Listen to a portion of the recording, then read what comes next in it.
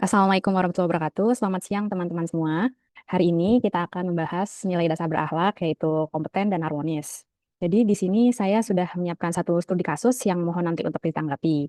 Yaitu studi kasusnya adalah maladministrasi yang mengakibatkan sertifikat ganda dan memicu sengketa tanah berakibat kisruh antar warga dan aparatur pemerintah. Nah, sebelum kita mulai diskusi, saya mau ada sedikit ringkasan ya. Pada nilai kompeten ini kan ada tiga aspek, yaitu untuk meningkatkan kompetensi diri untuk menjawab tantangan yang selalu berubah, terus membantu orang lain belajar, dan melaksanakan tugas dengan kualitas terbaik. Sedangkan pada harmonis itu sendiri, terdapat aspek untuk menghargai setiap orang apapun latar belakangnya, suka mendorong orang lain, dan membangun lingkungan kerja yang kondusif. Untuk membahas studi kasus ini, saya ingin mendengar pendapat rekan-rekan semua. Susi kali ya. Menurut saya, mengapa bisa terjadi sertifikat ganda? Nah, karena bisa terjadi seperti yang di kasus yang kita analisa saat ini, itu adalah yang pertama kesalahan administrasi, ketidaktelitian petugas dalam mendata mengenai pemeriksaan tanah itu juga bisa menyebabkan terjadinya sertifikat ganda. Kemudian bisa juga terjadi karena tumpang tindih, di mana batas-batas tanah yang tidak jelas. Kemudian juga bisa juga karena kita kan ada program PTSL. Mungkin saja itu tanahnya sudah terdaftar sertifikatnya, tetapi karena program PTSL mungkin dari desanya itu didaftarkan lagi, jadi terjadilah sertifikat ganda tersebut. Nah, dampak dari sertifikat ganda tersebut tentunya akan terjadi sengketa.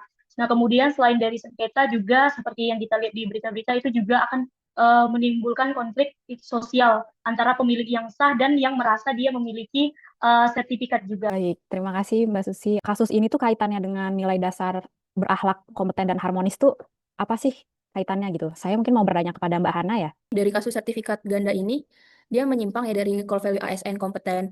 Karena dalam pelaksanaan tugas kerja pembuatan sertifikat itu kan dia dilakukannya dengan kurang baik atau kurang profesional gitu. Bisa jadi terdapat kesalahan input atau verifikasi data, atau bisa juga adanya tumpang tindih peta bidang tanahnya seperti yang kata Mbak Susi tadi.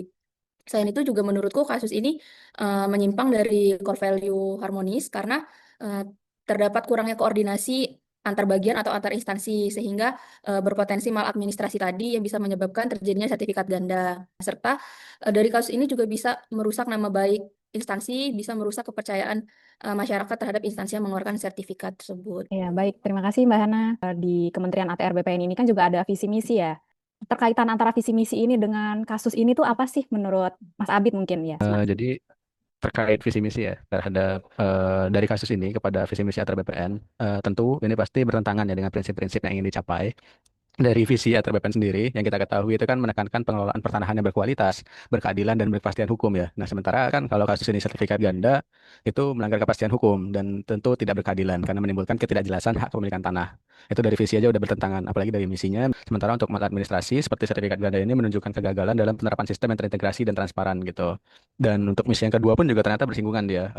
Nah, kasus ini kan mencerminkan kegagalan birokrasi tadi itu dalam menjalankan tugasnya secara akuntabel sehingga bisa memicu sengketa dan konflik dan mungkin tidak transparan juga gitu.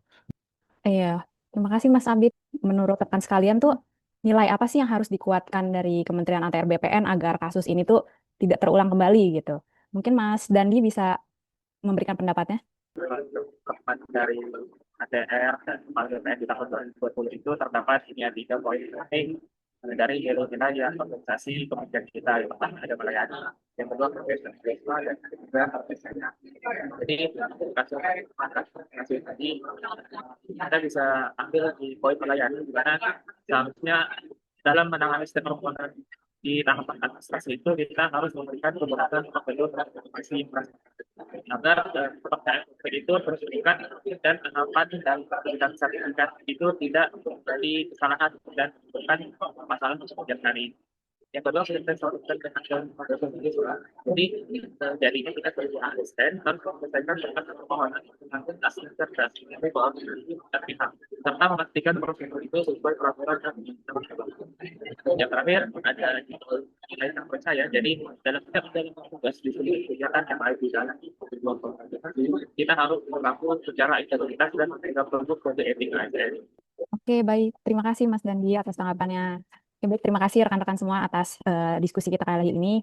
Semoga diskusi kita kali ini bisa menjadi panduan bagi kita ya ke depannya sebagai CPNS, calon ASN, ini agar kita menjadi ASN yang kompeten dan harmonis dalam bekerja.